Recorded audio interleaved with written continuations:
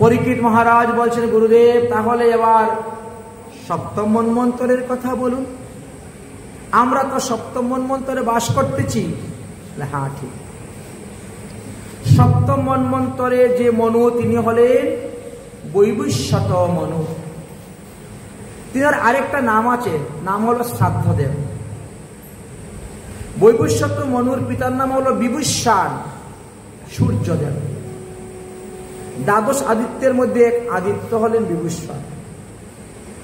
বর্তমানে তারই রাজত্বকাল চলতেছে। তিনার 10টা পুত্র, ইক্ষ্বাকু, নবগ, ধৃষ্ট, সরজাতি, নিরণ্য, নাভাগ, দৃষ্ট, পরুষ, পূজ্যুষ্য, বসুমান। এই বিভূষণ নামক সূর্য থেকেই আমাদের এই সূর্যবংশ আরম্ভ হয়েছে। তার মধ্যে ইক্ষ্বাকু বংশের মধ্যে ভগবান রামচন্দ্র এসে জন্মগ্রহণ করেছিলেন। তাও সপ্তম মন্বন্তরের 24তম তেতা যুগে, 28তম তেতা যুগে নয়, 24তম তেতা যুগে আসছিলেন। যাই হোক, এই সপ্তম মন্বন্তরে যিনি ইন্দ্র আছেন তার নাম হলো পুরন্দর নামক ইন্দ্র। এই সপ্তম মন্বন্তর পুরন্দর নামক ইন্দ্র আছে। এই সপ্তম মন্বন্তরে দেবতাদের নাম হলো বসুগণ, আদিত্যগণ, রুদ্রগণ, বিশ্বদেবগণ, মরুদগণ, অশ্বিনী কুমারদেবগণ, ঋভুগণ ইত্যাদি। এই সপ্তম মন্বন্তরে কশ্যপ, অত্রিয়, বৈশিষ্ট্য, বিশ্বামিত্র, গৌতম, যমদগ্নি, ভরদ্বাজ এই সপ্তঋষিগণ। এই সপ্তম মন্বন্তরে ভগবান কশ্যপ ঋষির স্ত্রী অদিতির গর্ভে বামন রূপে অবতীর্ণ হয়েছিলেন। এই সপ্তম মন্বন্তরে বিভূষণ সূর্য থেকে এই সূর্যবংশ আরম্ভ হয়েছিল। এই কথা শ্রবণ করিয়া এবার খুব সন্তুষ্ট হলেন, প্রসন্ন হলেন, হয়ে বলছেন, তাহলে আপনি কৃপা করে আমাকে ভগবান যে বামন রূপে এসে অবতীর্ণ হয়েছেন সেই লীলা কথা বর্ণন করুন, আমি শ্রবণ করতে চাই। ভগবানের এবার এই অবতার শ্রবণ করার জন্য তিনি প্রস্তুত হন। শোনো, বলি মহারাজ ব্রহ্মচর্য পালন করে সাধুগুরু বৈষ্ণবের সেবা করতে শুরু করলেন আর হরি উপাসনা করতে শুরু করলেন। গুরু সেবার দ্বারা গুরু বড় সন্তুষ্ট হয়ে গেলেন, প্রসন্ন হয়ে গেলেন। গুরুদেব তখন বললেন, তুমি একটা বৈষ্ণব সেবা দাও, ভান্ডারা দাও। বলি মহারাজ সমস্ত ব্রাহ্মণ বৈষ্ণবদেরকে নিমন্ত্রণ দিলেন, এক বিশাল ভান্ডারার ব্যবস্থা করলেন। ভৃগুবংশীয় মহা তেজস্বী তেজস্বী ব্রাহ্মণগণ, মুনিগণ, ঋষিগণ গেলেন সেখানে। বিশাল যজ্ঞ আরম্ভ হল। যজ্ঞতে সবাই আহুতি দিচ্ছেন, পূর্ণ আহুতি হওয়ার পরে খাওয়া দাওয়া যজ্ঞ। এবার যজ্ঞতে যখন সব ঋষিগণ গিয়ে একসঙ্গে মন্ত্র বলে স্বাহা আহুতি প্রদান করছেন, তখন যজ্ঞকুণ্ড থেকে একটা সোনার রথ উঠল, স্বর্ণময়। সবুজ রঙের কয়েকটা ঘোড়া উঠল, ইন্দ্রের ঘোড়ার মতন সবুজ রঙের কয়েকটা ঘোড়া উঠল। সিংহ চিহ্নিত একখানা ধ্বজ উঠল, স্বর্ণের ধনুক, স্বর্ণের তুন, অক্ষয় বাণ, অক্ষয় কবচ উঠল। এইগুলো প্রহ্লাদ ওখানে ছিলেন, ওই যজ্ঞতেই ছিলেন। পিতামহ প্রহ্লাদ তখন অত্যন্ত সন্তুষ্ট হলেন, তিনি অত্যন্ত প্রসন্ন হলেন, যজ্ঞকুণ্ডের পূর্ণ আহুতি দিলেন। শুক্রাচার্য সন্তুষ্ট হলেন। এই যজ্ঞের নাম ছিল বিশ্বজিৎ যজ্ঞ। এই একটা যজ্ঞ করতে গিয়ে 100 মণ ঘি লেগেছিল, এত বড় বিশাল যজ্ঞ। ভৃগু ঋষি ও ব্রাহ্মণগণ সেই যজ্ঞের দান দক্ষিণা ভোজন পেয়ে এত সন্তুষ্ট হয়েছিলেন, খুশি হয়েছিলেন, প্রসন্ন হয়েছিলেন, সবাই খালি বলছেন বিজয়ী ভব, বিজয়ী ভব, বিজয়ী ভব, আশীর্বাদ। সমস্ত সাধুগুরু বৈষ্ণবদের সেই আশীর্বাদ নিয়ে আর ওই দিব্য রথ, দিব্য ঘোড়া, দিব্য অস্ত্র, দিব্য কবচ যা উঠেছিল যজ্ঞকুণ্ড থেকে, সব নিয়ে বলিরাজ সদল বলে স্বর্গে গিয়ে দেবতাদের অমরাবতী, নন্দন কানন, সুনন্দ বন সব গিয়ে আক্রমণ করলেন। শুরু হলো যুদ্ধ। দেবাসুর যুদ্ধ করতে করতে করতে করতে দেবতারা সেই যুদ্ধে পরাজিত হয়ে গেলেন। অসুরেরা সেই যুদ্ধে জয়লাভ করলেন। বলিরাজ স্বর্গের সিংহাসনে বসে গেছেন। আমি হলাম দেবরাজ ইন্দ্র, স্বর্গের সিংহাসনে বসে গেছেন। সমস্ত দেবতাগণ মুনির রূপ ধারণ করে পৃথিবীতে বিচরণ করতে শুরু করেছেন।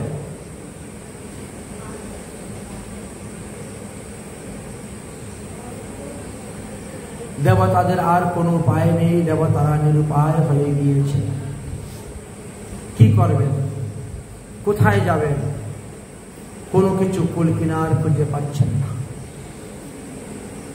এদিকে বলি মহারাজ স্বর্গরাজ্যে বসার পরে দৈত্যগুরু শুক্রাচার্যকে বলছে, গুরুদেব বলেন এখন আমি কি করতে পারি, কি করলে পরে আর কোনোদিন দেবতারা এই স্বর্গরাজ্য নিতে পারবে না, শুধু আমরা অসুরেরাই স্বর্গরাজ্য ভোগ করব, রাজত্ব করব।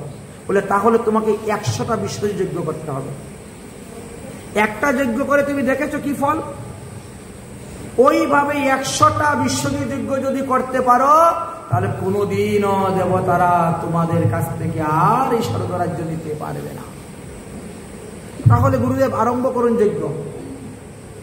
কিন্তু নিয়ম যে আছে যজ্ঞের, যতদিন পর্যন্ত 100টা যজ্ঞ পূর্ণ না হইবে ততদিন পর্যন্ত তুমি কোনো প্রাণীকে হিংসা করতে পারবে না, কাউকে মারতে পারবে না, বধ করতে পারবে না, গালি দিতে পারবে না। 100টা যজ্ঞ পূর্ণ না হওয়া পর্যন্ত যে যা তোমার কাছে চাইবে তাই তোমাকে দান করতে হবে। এই হলো এই যজ্ঞের নিয়ম। কেউ যদি এসে তোমাকে প্রাণ ভিক্ষা চায় তাও দিতে হবে। কেউ যদি বলে এসে তোমার স্ত্রী আমাকে দিয়ে দেবো তাও দিতে হবে। সম্পত্তি, রাজ্য, ভোগ যা চাইবে তা দিতে হবে। এই যজ্ঞের নিয়মে এটা। ঠিক আছে, তাই হবে। তবু আমি 100টা বিশ্বজি যজ্ঞ করব। আমি থাকি আর না থাকি, আমার পরবর্তী জেনারেশন অসুরেরা স্বর্গরাজ্য ভোগ করবে, আমি ভোগ নাই বা করলাম। তাদের জন্য, তাদের মঙ্গলের জন্য আমি একটা করে যাই কিছু। যখন দৈত্য বংশে জন্মই নিয়েছি, দৈত্যদেরকে উপকার করে যাই। 100টা বিশ্বজি যজ্ঞ আরম্ভ করলেন। এই খবরটা পেলেন কে? দেবতাদের মা দিতি। দেবতাদের মা দিতির মনে বড় দুঃখ। আমি হয়ে কেমন করে সহ্য করব? আমার ছেলেরা মুনিস্বরূপ ধারণ করে পৃথিবীতে ঘুরে বেড়াচ্ছে, আর আমার সতীনের ছেলেরা এরা স্বর্গরাজ্য ভোগ করতেছে, রাজত্ব করতেছে। আমার ছেলে ইন্দ্র এত কষ্ট করে এত সুন্দর স্বর্গরাজ্য বানালো, এত বৈভব বানালো, আর আমার সতীনের ছেলেরা সব লুটপাট করে নিয়ে যাচ্ছে, ভোগ করতেছে। আজ আমার ছেলের এত কষ্ট, এত দুঃখ। কি করি? কি করলে তাদের সুখ পাবে, শান্তি পাবে? একদিন তিনি তিনার স্বামী কৈশ্যপ ঋষির চরণে কাঁদতে কাঁদতে পড়ে গিয়েছেন, বাবু আমার ছেলেদের মঙ্গলের জন্য কিছু একটা বলো, কি করব? যদি কোনো ব্রত, যদি কোনো উপাসনা, যদি কোনো মন্ত্র থাকে জপ করার তাহলে বলো, জপ করব, যাতে আমাদের ছেলেদের মঙ্গল হয়, ছেলেরা সুখে থাকে, শান্তিতে থাকে, সেই একটা ব্যবস্থা করো। তখন কৈশ্যপ ঋষি বললেন, একটা ব্রত আছে দেবী, তার নাম হলো পয়ুব্রত। সেটা আবার কি? পয়ু মানে দুধ। দুধ খেয়ে ব্রত করতে হবে 12 দিন। এই ব্রতটা আরম্ভ করতে হয় ফাল্গুন মাসের শুক্লপক্ষ থেকে। প্রতিপদ থেকে। ফাল্গুন মাসের শুক্লপক্ষের প্রতিপদ দিবসে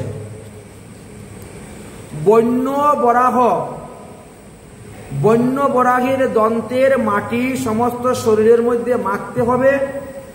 তারপরে মন্দাকিনী নদীতে গিয়ে, গঙ্গাতে গিয়ে স্নান করতে হবে। এক একটা মন্ত্র উচ্চারণ করে এক একবার ডুব দিতে হবে।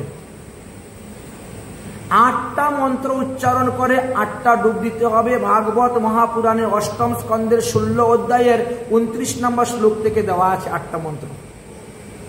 যদি কেউ পরিব্রত করতে চান ওখানে নিয়ম দেওয়া আছে। আর এই 12 দিন ভগবানকে ষোলোপচারে পূজা করতে হবে প্রতিদিন। ভগবানের নাম জপ করতে হবে, ভগবানের মন্ত্র জপ করতে হবে। প্রতিদিন সাধুগুরু বৈষ্ণবের সেবা দিতে হবে। ভগবানকে ভোগ দেওয়ার পর সেই প্রসাদ দিতে হবে। প্রতিদিন ভগবানকে গন্ধ মাল্য অর্পণ করতে হবে। প্রতিদিন ভগবানকে পঞ্চামৃত দিয়ে স্নান করাইতে হবে। প্রতিদিন ভগবানকে নতুন বস্ত্র পরিধান করাইতে হবে। প্রতিদিন ভগবানের যজ্ঞসূত্র পরিবর্তন করাইতে হবে। আবরণ, পাদর্ঘ্য, আচমনীয়, ধূপ, দীপ এবং দ্বাদশাক্ষর মন্ত্র সর্বদা জপ করতে হইবে। দুধের মধ্যে অগ্রায়ণ মাসের ধান, শৈল্য ধান দিয়ে পায়াস বানাতে হবে। তার মধ্যে ঘি দিতে হবে, গুড় দিতে হবে, আখের গুড় দিয়ে সেই পায়াস ভগবানকে ভোগ দিতে হবে। আর তারপরে প্রতিদিন 108 বার হোম যজ্ঞ করতে হইবে। সেই প্রসাদ নৈবেদ্য কৃষ্ণ ভক্ত বৈষ্ণবদেরকে দান করবেন। তারপরে ভগবানকে পান তাম্বুল অর্পণ করবেন। 108 বার ভগবানের মূল বীজ মন্ত্র জপ করবেন। প্রতিদিন 108টা করে তুলসী পাতা দিবেন। প্রতিদিন 4 বার করে পরিক্রমা করবেন। ভগবানকে প্রণাম করবেন। ভগবানের নির্মাল্য তুমি অঙ্গে ধারণ করবে। আর এইভাবে এই নিয়ম অনুসারে 12 দিন তোমাকে করতে হবে। বিশেষ করে এই 12 দিন ব্রহ্মচর্য পালন করতে হবে। 12 দিনের মধ্যে চুল নখ কাটা যাবে না, কোনো সাবান সুটা ব্যবহার করা যাবে না, সরিষার তেল গায়ে মাখা যাবে না, খাওয়াও যাবে না। ভূমিতে শয়ন করিতে হবে, খাট পালঙ্গে শয়ন করতে পারবে না। প্রতিদিন সূর্য উদয়ের আগে তোমাকে স্নান করতে হইবে। এইভাবে ব্রতের নিয়ম দিলেন। একে বলা হয় দুগ্ধহারি বা পয়ুব্রত। যদি এই পয়ুব্রত করে তুমি 12 দিন ভগবানের উপাসনা করতে পারো, তাহলে 12 দিনের দিন ভগবান এসে তোমাকে দর্শন দিবেন। তুমি ভগবানের কাছে বর চাইবে, আর ভগবানের কাছে বর নিয়ে তুমি তোমার মনোবাসনা পূর্ণ করতে পারবে। একমাত্র ভগবানই পারবেন তোমার এই দুঃখ থেকে তোমাকে উদ্ধার করা, মোচন করা। এছাড়া আর কারুর শক্তি নেই, সামর্থ্য নেই। দেবী অদিতি সেইভাবেই ব্রত করেছিলেন। 12 দিন ব্রত করার পরেও যখন দেখলেন যে ভগবান আসছেন না, তখন তিনি 2 হাত জোর করে ভগবানকে অনুরোধ করছেন, দর্শন দাও ভগবান, অনাথ মেরা আঁখিয়া প্যাসি রে। দর্শন দাও ভগবান, দর্শন দাও ভগবান, অনাথ মেরা আঁখিয়া প্যাসি রে। দর্শন দাও ভগবান। মন্দির মন্দির মূরত তেরি,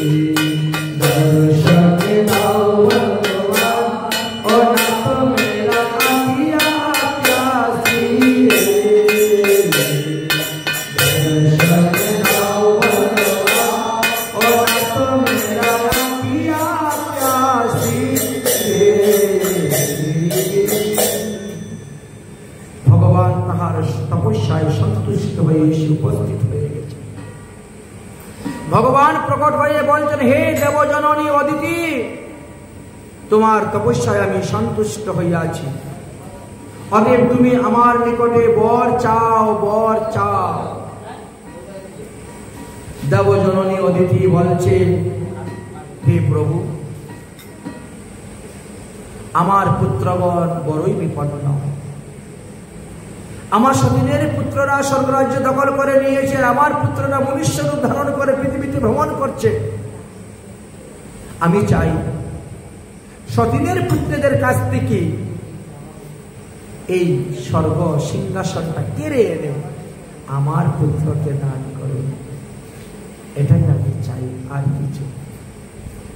ভগবান বলছেন, এই কাজ সাধন করতে গেলে আমাকেই তোমার পুত্র রূপে আসতে হবে, না হলে এই কাজ সম্ভব নয়।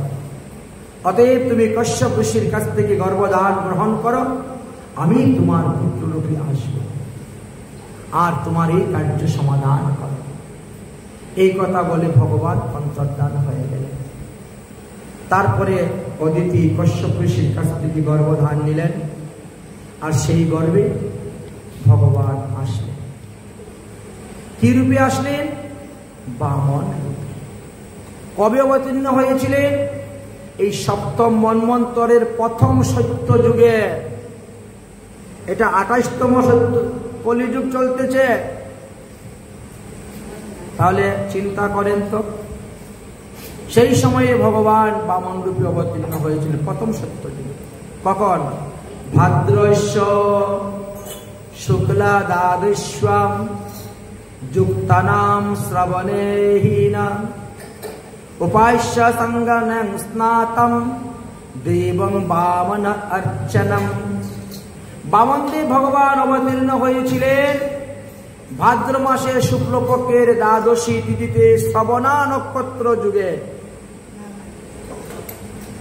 তাই ওই দ্বাদশী যদি পালন করা হয় 1000 একাদশী ব্রতের ফল লাভ করা যায়। এবং ঠিক মধ্যাহ্ন সময়ে তিনি আবির্ভাব হয়েছিলেন। সেই দিনটা ছিল বুধবার আবির্ভাব হয়েছিলেন। বলেন বামন ভগবান কি। বামন ভগবান আবির্ভাব হলেন, শশীকলার ন্যায় তিনি বড় হতে শুরু হলেন। বামন ভগবানকে দেখার জন্য ব্রহ্মাদি সমস্ত দেবগণ আসলেন। দেখতে দেখতে বামন ভগবানের বয়স 7 বৎসর হয়ে গেল। তংবটু বামনম দৃষ্টা মধুর্মানং মহোদয়ম। বামন ভগবানের বাল্য নাম ছিল উপেন্দ্র। এবার এর উপনয়ন সংস্কার করানো হবে। ব্রাহ্মণের ছেলে মাতৃগর্ভবতী গণনা করে 5 বৎসরের পর আর 12 বৎসরের মধ্যে উপনয়ন করাতে চাই। ঠিক আছে ভাই, 16 বৎসরের মধ্যে উপনয়ন করাই। ঠিক আছে ঠিক আছে। উপনয়নের জন্য নিমন্ত্রণ দিলেন চতুর্দিকে। প্রজাপতি কৈশিক্য আসলেন। তিনি উপনয়নের সামগ্রী সব ব্যবস্থা করলেন। গায়ত্রী মন্ত্রের অধিষ্ঠাত্রী দেবতা সূর্যদেব আসলেন গায়ত্রী মন্ত্র দেওয়ার জন্য। উপনয়ন সংস্কারে সূর্যদেব দিলেন গায়ত্রী মন্ত্র ভগবান বামনকে। বৃহস্পতি দিলেন যজ্ঞ উপবিদ পৈতা। পৈতা দিলেন দেবগুরু বৃহস্পতি। কশ্যপ ঋষি দিলেন মেখলা। পৃথিবী দেবী দিলেন কৃষ্ণ সার, মানে হরিণের চামড়া। সমস্ত বনসমূহ তারা দিলেন হরিণ মৃগচর, পৃথিবী বনসমূহ। চন্দ্র দিলেন একটা বাঁশের লাঠি। সন্ন্যাস গ্রহণ করতে গেলে বাঁশের লাঠি লাগবে, পলাশের লাঠি লাগবে দণ্ড, আর বেলের দণ্ড, এটি দণ্ড ধারণ করতে হবে। মাতা অদিতি দিলেন দূর কপিন বহির্বাস। আকাশস্থিত সমস্ত দেবগণ আসে বামনদেবকে সাজাইলেন। বরুণদেব আসলেন, এসে একখানা ছত্র দিলেন। অশ্বিনী অবিন্তিনীশ্বর ভগবান বেদগর্ভ ব্রহ্মা আসলেন, তিনি দিলেন কমণ্ডলু। সপ্তঋষিরা দিলেন কুশ কাশিয়ার আসন, কুশাসন। সরস্বতী দিলেন একটা ফুলের মালা। কুবের আসে দিলেন ভিক্ষার ঝুলি। সবকিছু দেওয়া হয়ে গেল। এবার ভিক্ষা দিবে কে? ভিক্ষা দেওয়ার জন্য আলেন ভিক্ষাং ভগবতী সাক্ষাৎ উমা অম্বিকা সতী। মা দুর্গা আসলেন ভিক্ষা দেওয়ার জন্য বামন ভগবানকে। বামন ভগবান ভিক্ষা নিলেন। ভিক্ষা নিয়ে তিনি সমস্ত ভিক্ষা দ্রব্য গুরুদেব বৃহস্পতিকে দিয়ে দিলেন। গুরুদেব এই নেন ভিক্ষা দ্রব্য। গুরুদেব বলছেন এই কটা মাত্র ভিক্ষা? আরে এতে তো আমারই পেট ভরবে না, তোকে কি খেতে দিব? দীক্ষা গ্রহণের পর, উপনয়ন সংস্কারের পর, গুরুদেব প্রসাদ পাওয়ার পর গুরু অধরামৃত পেতে হয়। এটা নিয়ম, আগে পেতে নাই। এটাই শাস্ত্রের নিয়ম। যে মানে তার কল্যাণ হয়, যে মানে না অকল্যাণ। আর গুরুদেব বলছেন তুমি যে কটা অন্ন চাউল ডাল ভিক্ষা করে এনেছো, এতে তো আমারই পেট ভরবে না, তো তোমারে আমি আর কি খেতে দিব? গুরুদেব আরেকবার ভিক্ষা করতে যাবো, বলে যেতেই হবে। তুমি কি উপাস থাকবে? তো কোথায় যাব? বলে এমন জায়গায় ভিক্ষা করতে যেতে হবে যেখানে গেলে ভিক্ষা করলে সারা জীবন আর ভিক্ষা করতে হয় না। বলে এমন দাতা কি আছে পৃথিবীতে? বলে আছে। জায়গা বুঝে যেতে হয় ভিক্ষা করতে। কোথায় যাব? নর্মদা নদীর তটে ভিগুকোচ্চ নামক স্থান, অতি সুন্দর রম্য স্থান আছে। ভিগুবংশীয় ঋত্বিকগণ ওখানে একটা যজ্ঞ করতেছে বলিরাজ। বলিরাজ একটা যজ্ঞ করতেছেন। ভিগুপুত্র শুক্রাচার্যের প্রধান শিষ্য, উত্তম শিষ্য, শ্রেষ্ঠ শিষ্য, উনি 100টা বিশ্বজি যজ্ঞ করতেছেন। সংকল্প যে যা চায় তাই দিবে। 99টা যজ্ঞ পূর্ণ হয়ে গিয়েছে, আর একটা মাত্র যজ্ঞ বাকি আছে। অতএব যাও, তাড়াতাড়ি যাও, তাড়াতাড়ি যাও। গুরুদেব আমি যে রাস্তা চিনি না, আরে তোমাকে রাস্তা চিনিয়ে দেওয়ার জন্য আমি 5 জন ব্রাহ্মণ দিচ্ছি, পণ্ডিত দিচ্ছি সঙ্গে। 5 জন পণ্ডিতকে সঙ্গে দিলেন। 5 জন পণ্ডিত রাস্তা দেখাচ্ছেন, আর বামন ভগবান ছুটছেন ভিক্ষার জন্য। যেখানে গিয়ে একবার ভিক্ষা করলে আর সারা জীবন ভিক্ষা করতে হবে না। 14 পুরুষেও খেয়ে শেষ করতে পারবে না, এত বড় দাতা। সেই দাতার বাড়িতে রওনা হচ্ছেন। মাথার মধ্যে একটা ছাতা নিয়েছেন, এক হাতে এক দণ্ড কমণ্ডলু, বগলের মধ্যে কুশাসন, গলার মধ্যে যজ্ঞসূত্র, পায়ের মধ্যে কাঠের খড়ম, ঠক ঠক ঠক ঠক করে হেঁটে যাচ্ছে। শরীরের তেজ কি, মনে হচ্ছে যেমন সাক্ষাৎ সূর্যদেব হেঁটে যাচ্ছেন। এমন প্রভাব, এমন প্রতিভা, এমন তেজ, যারাই দেখে সবাই দৌড়ে এসে রাস্তায় দাঁড়িয়ে প্রণাম করে বামন ভগবানকে, বটু ভগবানকে প্রণাম করে। ভগবান তো ধীরে ধীরে বসতে বসতে একেবারে বলিরাজার যজ্ঞশালার সামনে গিয়ে পৌঁছে গেছে। প্রহরীগণ গিয়ে সংবাদ দিয়েছে, মহারাজ আপনার যজ্ঞের ভাগ নেওয়ার জন্য মনে হয় সূর্যদেব আসছেন, চলুন চলুন দেখে আসুন। কথা শুনেই বলি তাড়াতাড়ি উঠলেন, আসন থেকে উঠে গিয়েই তিনি উপস্থিত হয়ে গেছেন। আহা হা, আসুন আসুন আসুন, ব্রাহ্মণ দেবতা আসুন। বসিয়েছেন, বলেন আমি আপনার কি সেবা করতে পারি? ভগবান বলছেন, সত্যি তোমার অপূর্ব ব্যবহার, যেমন তোমার বাবার ব্যবহার ছিল, যেমন তোমার দাদুর ব্যবহার ছিল, ঠিক তেমনি তোমারও ব্যবহার। তোমার বাপদাদারা যেমন ব্রাহ্মণ ভক্ত, তুমিও দেখি তেমনই ব্রাহ্মণ ভক্ত। বলি মহারাজ বলছে, আপনি এইটুকু একটা বাচ্চা, আর আপনি আমার বাপদাদার খবর জানেন কেমন করে? বলে, আমি শুনেছি, আমার বাপদাদার মুখের থেকে শুনেছি, আমার বাপদাদার মুখের থেকে শুনেছি তোমার দাদুর নাম এই প্রহ্লাদ ছিল না? হ্যাঁ ঠিক ঠিক ঠিক। তোমার বাবার নাম বিরোচন ছিল না? হ্যাঁ ঠিক। তাহলে আমি শুনেছি তোমার বাবা এত বড় দানি ছিলেন, একবার না দেবাসুর সংগ্রাম হয়েছিল, তো দেবাসুর সংগ্রামের মধ্যে তোমার বাবার গলার মধ্যে একটা কবচ ছিল। এই কবচ যতক্ষণ থাকবে ততক্ষণ কিন্তু কেউ মারতে পারবে না। দেবরাজ ইন্দ্র মারতে পারে নাই। শেষে কি করেছে দেবরাজ ইন্দ্র? একজন বৃদ্ধ ব্রাহ্মণের বেশ ধারণ করে এসে ভিক্ষা চেয়েছে। বলছে, আমি আপনার কাছে আপনি ভিক্ষা চাইব, আপনি দয়া করে দিবেন তো? হ্যাঁ দিব। বলো কিছু? বলে, তোমার গলার কবচটা দিয়ে দাও।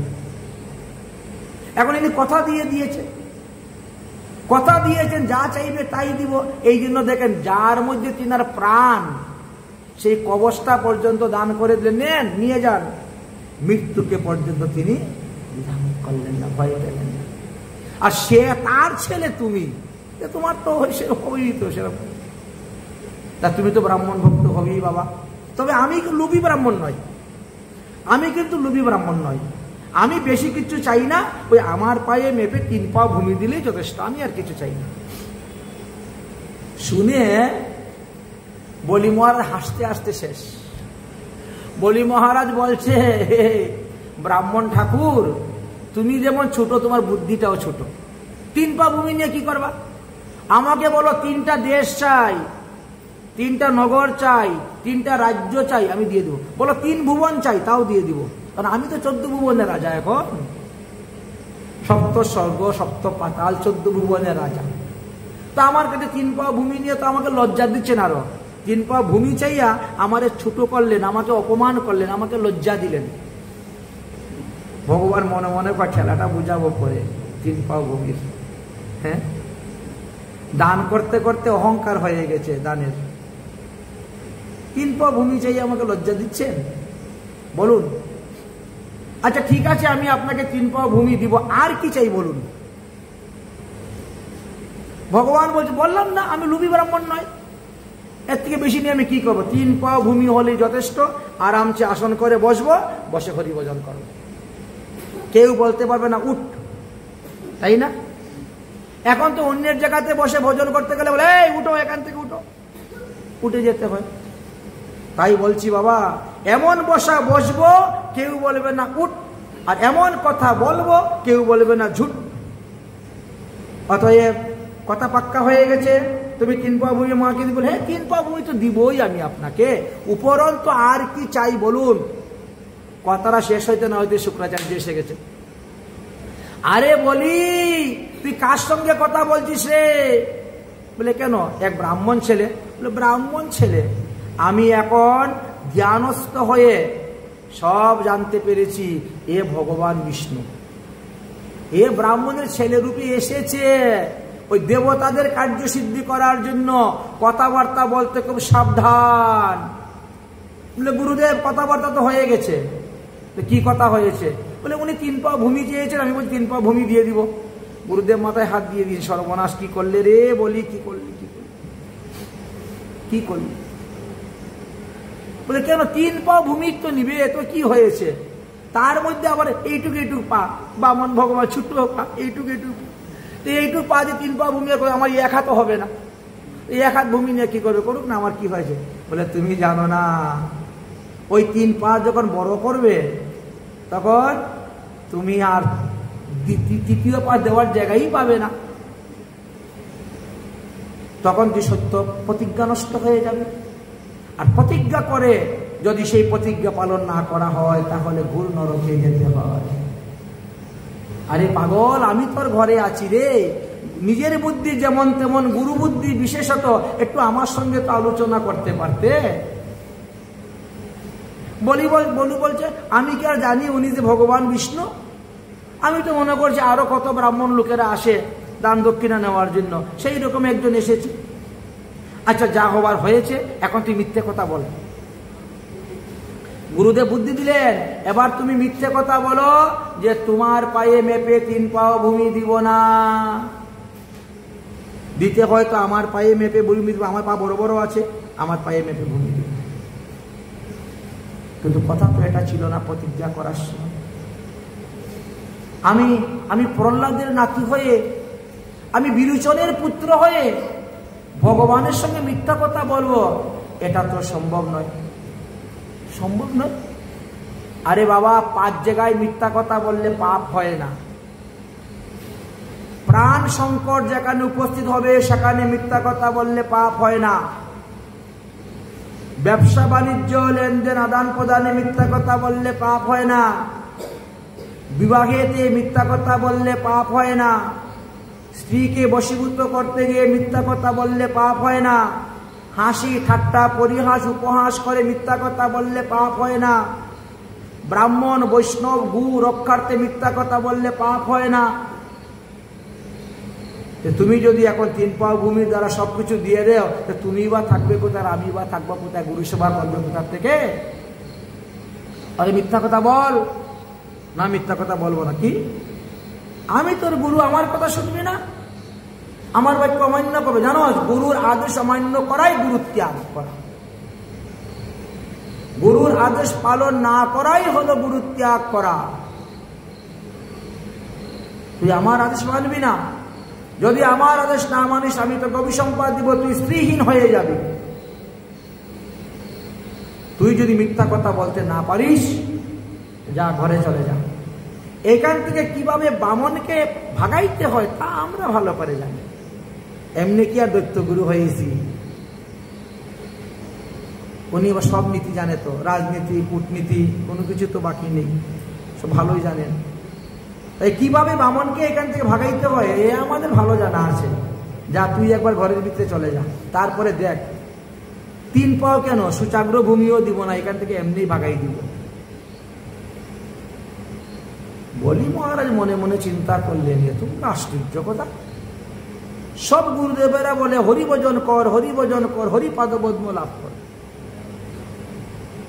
আর সেই হরি আমার ঘরের দরজার সামনে আসছে, আর আমার গুরুদেব বলে ভাগাই দিবে।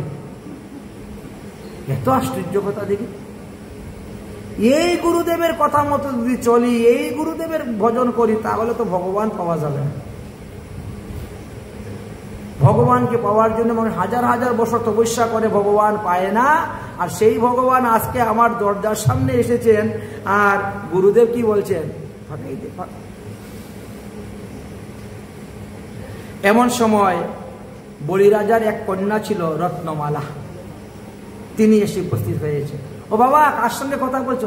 ইস কি সুন্দর ছেলেটা গো, ওরও দেখে লোভ লেগে গেছে ছেলেটা, দেখিস এত সুন্দর ছেলে। মনে হচ্ছে ওকে একটু কুলে নেই বামন ভগবানকে। আমার মনে হচ্ছে বাবা ওকে একটু কুলে নিয়ে আদর করব, মনে মনে ইচ্ছা এই ছেলেটাকে যদি কুলে নিয়ে একটু আদর করতাম, যদি আমার স্তন দুগ্ধ পান করাইতে পারতাম, আমার নারী জীবনটা সফল হতো। ভগবান মনে মনে বলে তথাস্তু, তুমি যখন বাসনা করেছ অবশ্যই আমি তোমার স্তন দুগ্ধ পান করব, অবশ্যই আমি তোমার কোলে উঠব, তোমার বাসনা অবশ্যই পূর্ণ হবে। যাই হোক, এদিকে কি হলো, বলি মহারাজ মনে মনে চিন্তা করলেন, এই গুরুদেবের কথা শুনলে আমার কাজ হইবে, এই গুরুদেবের ভজন করলে আমি ভগবান পাবো না, ভগবান দরজার থেকে চলে যাবেন। অতএব ভগবানকে যদি পেতে হয় তাহলে আমাকে গুরু ত্যাগ করতে হবে। এই জন্য বলি মহারাজ শুক্রাচার্যকে ত্যাগ করে দিলেন, গুরু ত্যাগ করে দিলেন। বাবা আমি আপনার আদেশ পালন করতে পারবো না, আমার আদেশ অমান্য মানে আমাকে ত্যাগ, যা আমি তোকে অভিসম্পদ দিলাম, তুই স্ত্রীহীন হ। শুক্রাচার্য রাগ করে চলে গেলেন যজ্ঞ থেকে। হৃদয় থেকে, হৃদয়ে বিবেক নামক এক পুত্র হয় আমাদের, হৃদয় বিবেক, বিবেক থেকে যেন তিনাকে বলতেছে, তেরি দ্বার পে করা ভগবান ভগত বন্দে রে ঝুলি, তেরি দ্বার পে করা ভগবান ভগত বন্দে রে ঝুলি, ভগত বন্দে রে ঝুলি। ও তেরা হুগা বেরা ये स्थान कि जुगो जुगो रहेगी तेरी निशान, भगत भर दे रे झूली, तेरी द्वार पे करा भगवान भगत भर दे रे झूली, भगत भर दे रे झूली। आज लौटा दे तेरी सर्वस्व अपना, मान ले कहना मेरा, मिट जाएगा पल में तेरा, जन्म जन्म का फेरा रे, जन्म जन्म का फेरा। তুই छोड़ सकल अभिमान, অমর কর দে আপনা দান, ভগত বর দে রে ঝুলি, তেরি দ্বার পে করা ভগবান ভগত বর দে রে ঝুলি, धूली उचाती तेरी धरती है बेली, धूला गगन है सारा, भीख मांगने आया तेरी द्वार, जगत पालन हारा रे, जगत पालन हारा। मैं तेरी आज तेरा मेहमान, मैं आज तेरा मेहमान, भगत रे मुझको जरा पहचान, भगत भर दे रे झूली, तेरी द्वार पे करा भगवान भगत भर दे रे झूली, भगत भर दे रे झूली, भगत भर दे रे झूली। ভিতর থেকে বিবেক বলছে বিবেক, তাই তিনি তৈরি হয়ে গেছে। ব্রাহ্মণ ঠাকুর আমি 3 পাও ভূমি দিতে প্রস্তুত, আপনি তৈরি? ব্রাহ্মণ বলছেন আমি তো তৈরি, তবে বাবা দান করতে গেলে না আগে সংকল্প মন্ত্র পাঠ করতে হবে। সংকল্প মন্ত্র পাঠ করে যদি কর্ম করা হয়, সেই কর্মের ফল, সেই দানের ফল অক্ষয় অভয় অমর হয়ে থাকে। সংকল্প মন্ত্র পাঠ করো। সংকল্প মন্ত্র পাঠ তো আমি তো জানি না। জানতেন তো আমার গুরুদেব শুক্রাচার্য, ভৃগুবংশীয় ব্রাহ্মণ, তো ব্রাহ্মণেরাই জানে। গুরুদেব তো রাগ করে চলে গেছে, এখন কি করা যায়? ভগবান বলছে আরে তোর গুরুদেব চলে গেলে কি হলো, আমিও তো বামনের ছেলে, আমিও মন্ত্র জানি, বুঝলেন? বামনের ছেলে যে সে জানে সংকল্প মন্ত্র। এক কাজ কর, হাতের মধ্যে তিল নে, কুশ নে, তুলসী পাতা নে, হরতকি নে, নাও, আর একটু গঙ্গা জল নাও। বলে ভগবান কমণ্ডলু দিয়ে গঙ্গা জল দিচ্ছেন। শুক্রাচার্য কমণ্ডলুর ভিতরে ঢুকে মুখ বন্ধ করে রেখে দিয়েছে, গঙ্গা জল পড়তে দিব না, সংকল্প করতে দিব না। ভগবান বারবার চেষ্টা করছেন, জল তো পড়ছে না। কি হলো?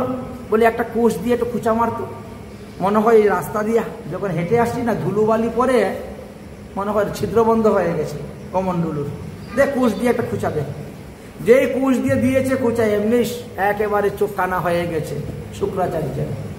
কমণ্ডলুর ভিতরে চোখে ঢুকে গেছে। এই তাড়াতাড়ি বেরিয়েছে লাভ দিয়ে শুক্রাচার্য, বেরিয়ে বলছে ভগবান তুমি বড় চতুর, বড় চালাকি করে তুমি আমার চোখটাকে কানা করলে। হ্যাঁ, তো যাও, আমিও কলিযুগে তোমার ধর্মরে কানা করব, ছাড়ব না। এই ধর্মকে কলিযুগে কানা করার জন্য শুক্রাচার্য আসলেন, আর দশমী সংযুক্ত একাদশী ব্রত চালু করেছেন। এটা শুক্রাচার্যের প্রবর্তিত। এই স্মার্ত মত গ্রহণ করতে যাবেন না, এতে ক্ষতি হয়। দশমী সংযুক্ত একাদশী ব্রত করে গান্ধারীর 100 পুত্র অকালে মারা গিয়েছে। মা বাবার পাপ পুণ্য ছেলে মেয়ের উপর বর্ধিত হয়।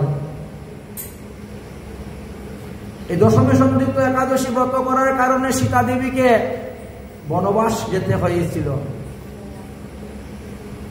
দশমী সংযুক্ত একাদশী ব্রত করার কারণে মান্দাতা অকালে তার পুত্রকে হারিয়েছিলেন। এই জন্য শুদ্ধ একাদশী বা একাদশী সংযুক্ত আদর্শী ব্রত করার এই শুক্রাচার্যের প্রবর্তিত ধর্ম এগুলা। যাই হোক, শঙ্কর মন্ত্র পাঠ করলেন, 3 পাও ভূমি দান করলেন। ভগবান শরীরের দ্বারা সমস্ত পৃথিবী নিয়ে নিয়েছেন, 1 পায়ের দ্বারা সপ্ত পাতাল নিয়ে নিয়েছেন, 2য় পায়ের দ্বারা সপ্ত স্বর্গ নিয়ে নিয়েছেন। সপ্ত স্বর্গ ভেদ করে যখন চরণ গিয়ে আকাশে ধাক্কা লাগলো, আকাশের কুক্কি ফেটে গেল। সেখান থেকে মেঘ থেকে জল ভগবানের চরণ ধৌত হয়ে জল পড়তে শুরু হলো। ব্রহ্মা তাড়াতাড়ি করে কমণ্ডলুর মধ্যে ধারণ করলেন, এটাই সেই গঙ্গা জল। বামন ভগবানের চরণ ধৌত জল গঙ্গা জল, গঙ্গার উৎপত্তি। ব্রহ্মা কমণ্ডলুকে ধারণ করলেন। বলিরাজ, তুমি 3য় চরণ ভূমি আমাকে দান করতে পারো নাই, অতএব আমি এখন তোমাকে বরুর পাশে অস্ত্রের দ্বারা বন্দী করে রাখব। যতক্ষণ পর্যন্ত আমার ভূমিদান 3য় চরণ দান না করতে পারো, ততক্ষণ পর্যন্ত আমি তোমাকে মুক্ত করব না। এই তো বলিরাজকে বেঁধে দিলেন। পালিয়ে যাওয়ার উপায় নাই, 3য় চরণ দিয়ে যেতে হবে। বন্দী করে নিয়েছে। বলিরাজের কন্যা রত্নমালা বলছে, ওরে বাবারে, এত দুষ্ট ছেলে, আগে দেখলাম কত সুন্দর শান্তশিষ্ট ছেলে, এখন থেকে 3 পাও ভূমি নিয়ে বিশাল ত্রিবিক্রম হয়ে গেছে। আমার বাবার সর্বস্ব হরণ করে নিয়ে আমার বাবাকেই বন্দী করে রেখে দিয়েছে।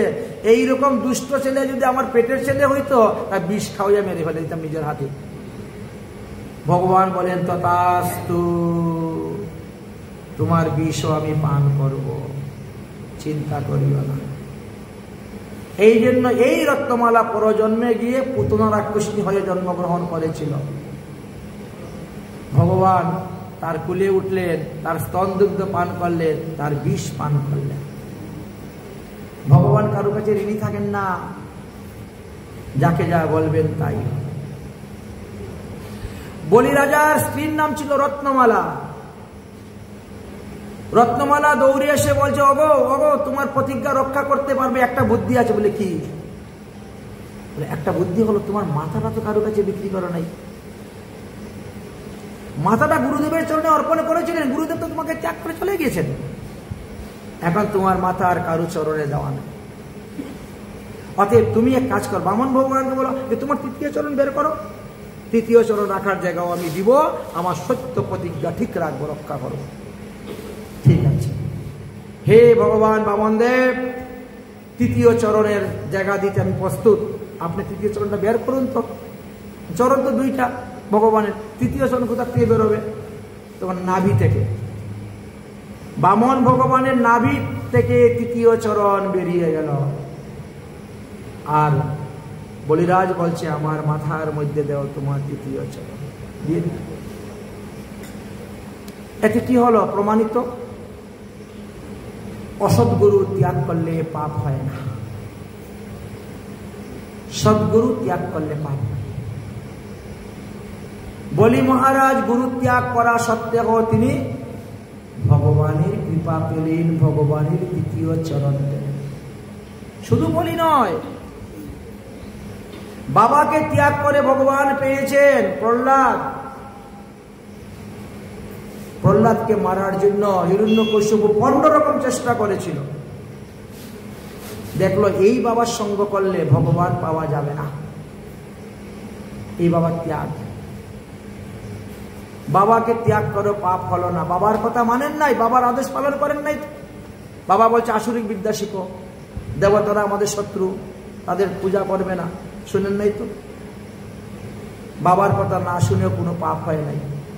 পিতৃ আদেশ অমান্য করেছেন, লঙ্ঘন করেছেন, এমনকি পিতাকে ত্যাগ করে দিয়েছেন, তাতেও কোনো পাপ হলো না।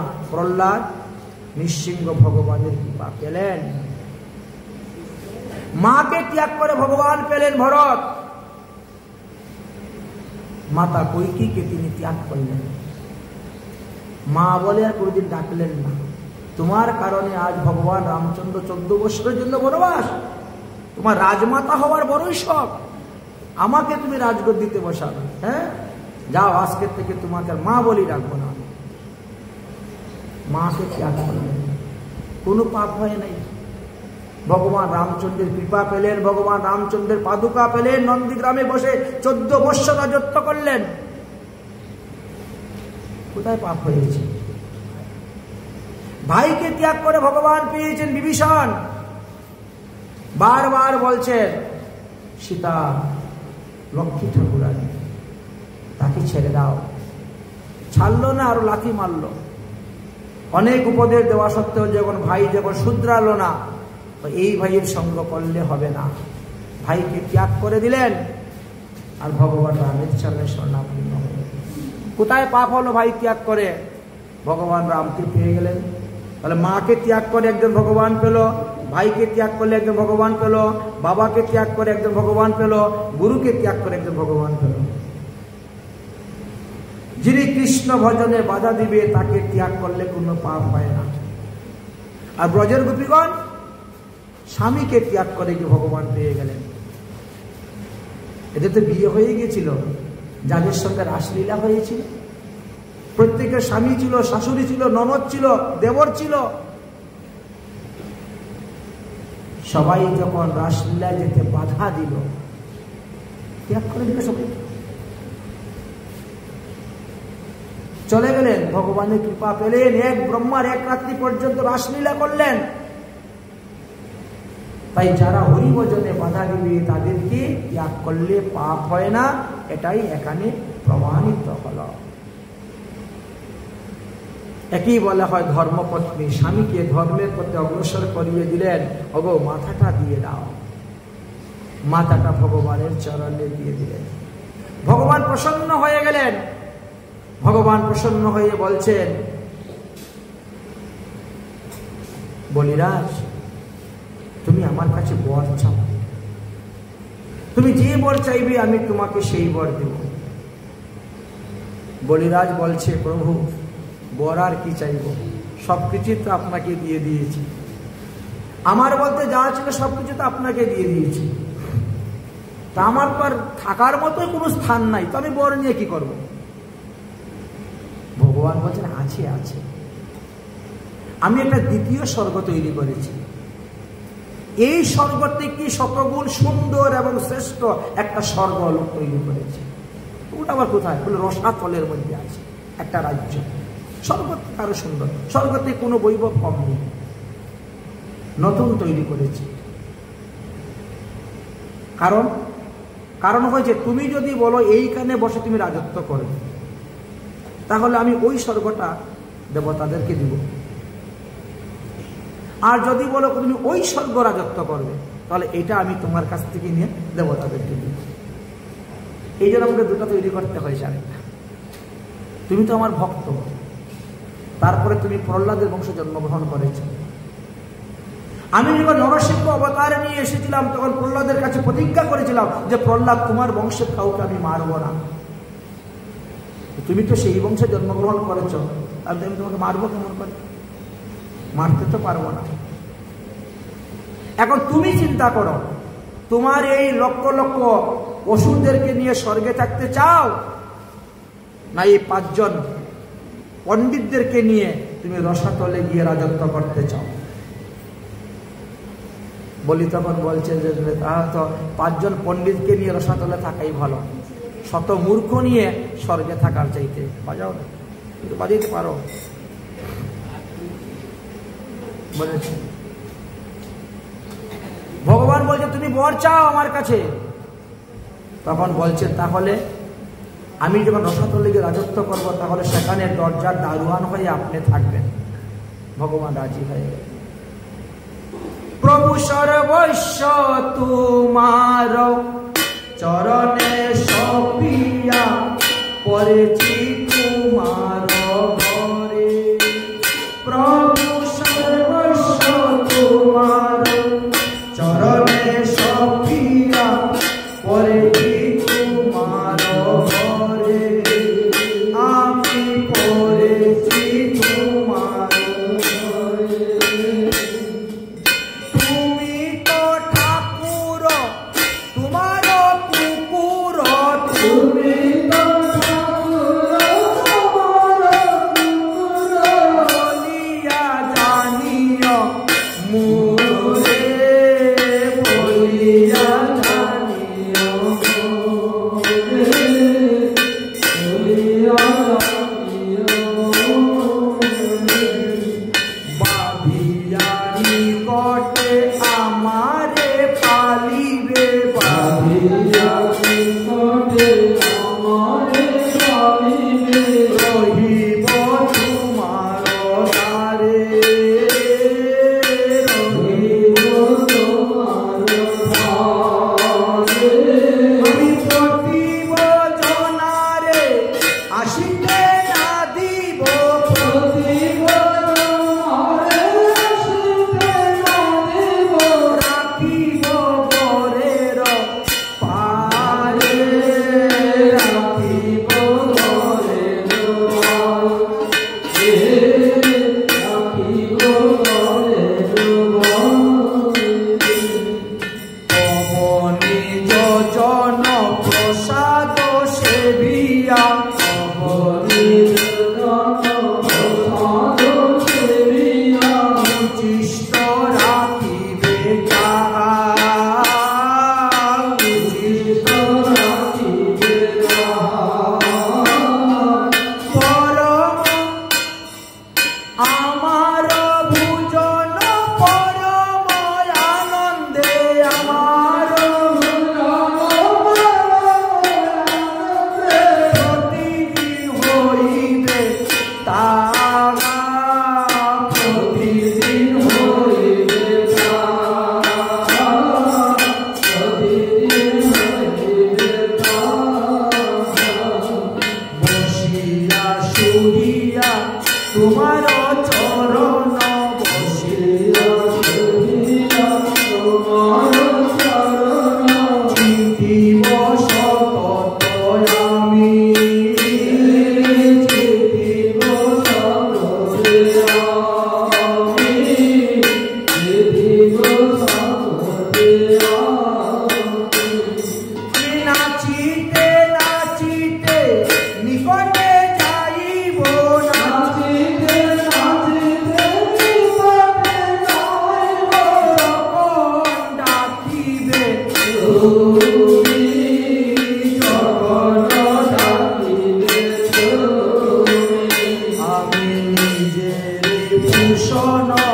কবু না ভাবিব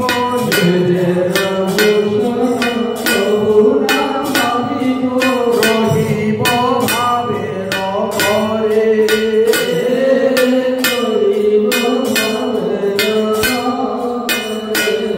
আরে ভক্ত বলি তোমার সেবক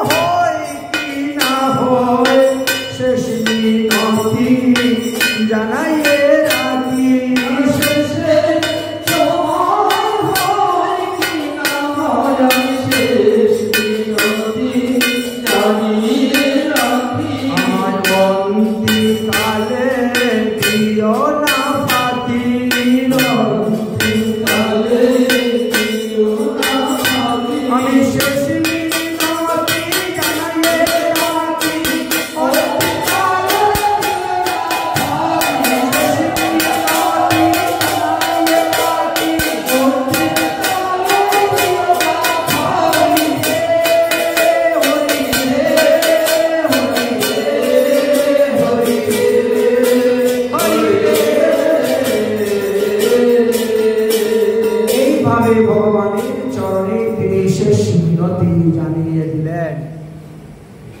ভগবান বললেন চলো তাহলে আজকে থেকে আমি তোমার নাম রাখলাম ইন্দ্র সেন।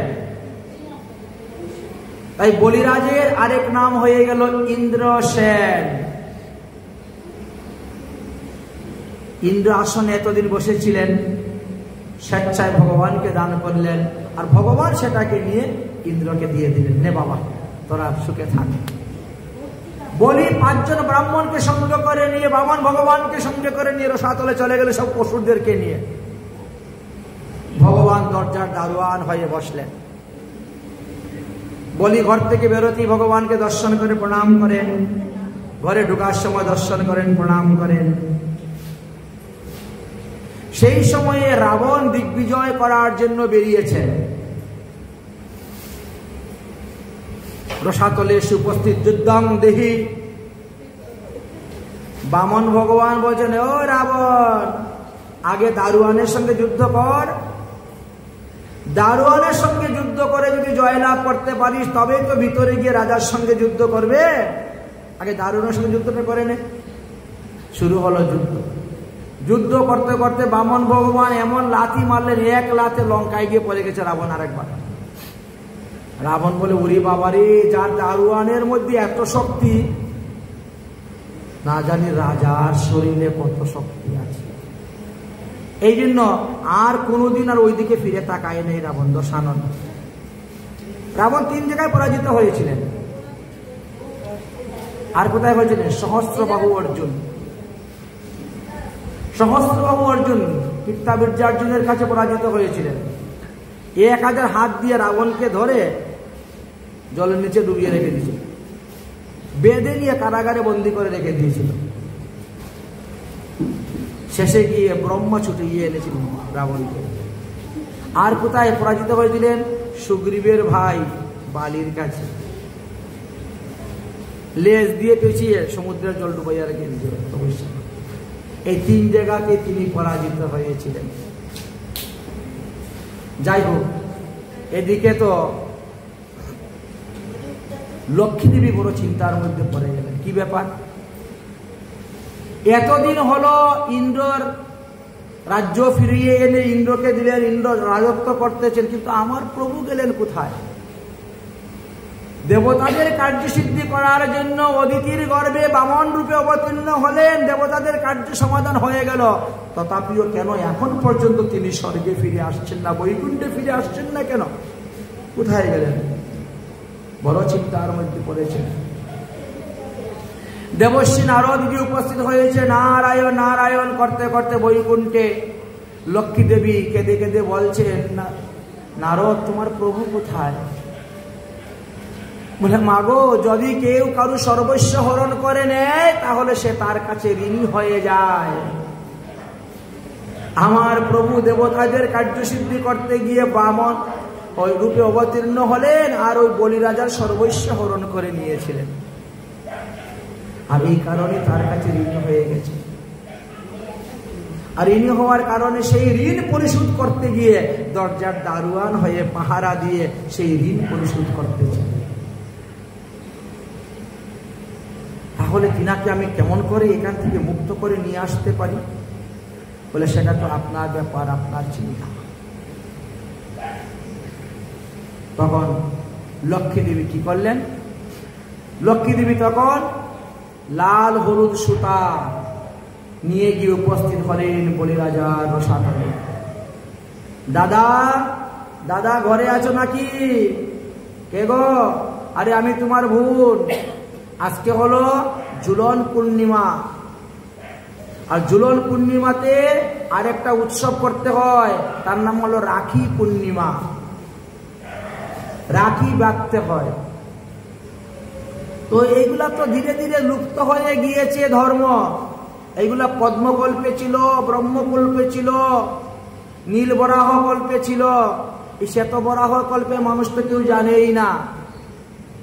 আমি তাই তোমাকে হাতে রাখি বন্ধন করে রাখি বন্ধন কথা আবার চালু করতে চাই এসেছি। ভাই আসো, তোমার হাতটা দাও, তোমার হাতের মধ্যে রাখি বেঁধে দিই।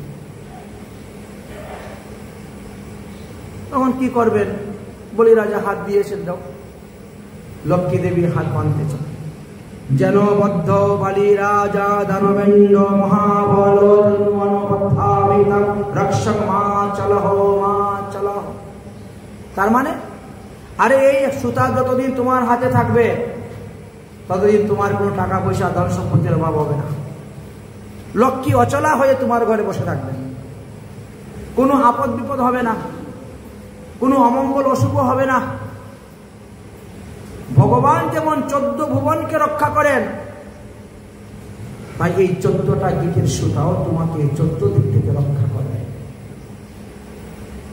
আসো আসো, তোমার তুই আমার এত উপকার করলে বোন, তোকে আমি কি দিবে বল? কি দিবেন? আর তুই যা চাস তাই দিব। কি আছে? সত্যি? বলে সত্যি। বলে তাহলে ওই দারোয়ানের সঙ্গে আমার বিয়ে দিয়ে দাও। দারোয়ানকে আমার হস্তে সমর্পণ করে দাও, ওকে নিয়ে আমি চলে যাব। লক্ষ্মী এইভাবে করে ভগবানকে ওই দারোয়ান থেকে মুক্ত করে নিয়ে চলে গেছিলেন। এই হলো সেই বামন ভগবানের উপকার। তোমার নিকটে বললাম, আর কি তুমি শ্রবণ করতে চাও তা বলো। অতঃপর বললে, তাহলে অষ্টম মন্বন্তরের কথা বলুন। সিরিয়াল মন্বন্তর অবতার যাচ্ছে তো।